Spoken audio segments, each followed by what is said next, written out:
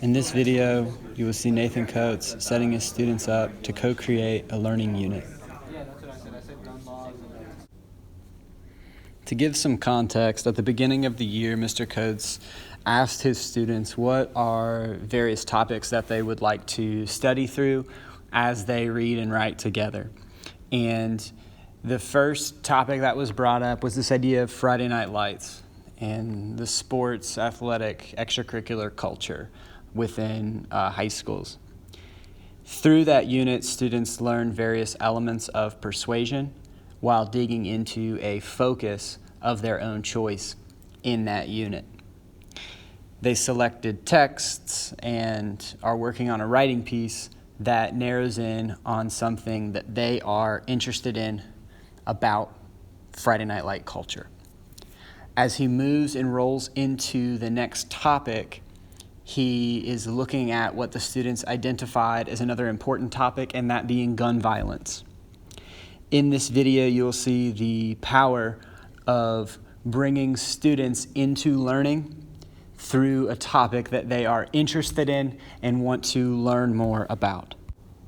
Mr. Coates selected a poem that the students would read at the beginning of class. The poem opened up the conversation by presenting some very emotional appeals to this idea of violence and guns. After reading the poem, Mr. Coates asked students to identify a line that was important and impactful to them. Then he challenged the students to create a driving question for the unit. In what way can we build something that we want to invest in? This is just a quick example to remind you from Unit 2. This was one of the ones about coaches that we used and how to follow up with it. Okay? Today our goal is not to write as many as we can. Our goal is maybe to craft let's shoot for 3 that we think are great. Taking a look at the slide that is currently on the board for students to use as a guide in creating essential questions, a lot of prep work had to be done through Unit 1, trying out different ways to help students really create essential questions, driving questions. They don't know how to do this. It's even hard for adults to ask strong questions, right? So this takes time, but I wanted to zoom in here and show you how he's doing it. He's encouraging students to consider the type of question, whether it's a philosophical one, an ethical one, or a moral one. And he's encouraging them to follow certain traits, like keeping it open-ended, making it provocative, challenging, thinking of the listener, make it discussion-driving. Listening to this is going to want to make people talk about it. And then lastly, interesting. At your table, I put a blank sheet of paper there that we can kind of compile them on.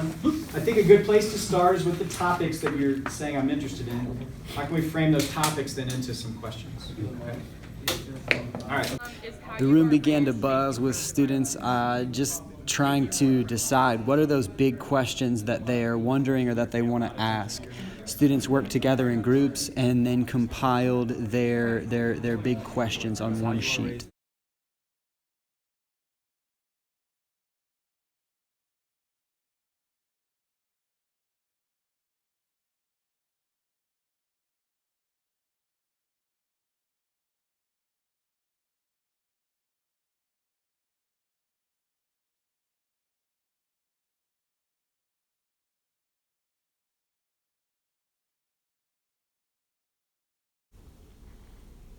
Mr. Coates collected these big questions that the students compiled, and then what he did with them is he went through them, found some similarities, and began grouping them to create a larger set of questions that you can see through the bolded terms here and the bolded phrases.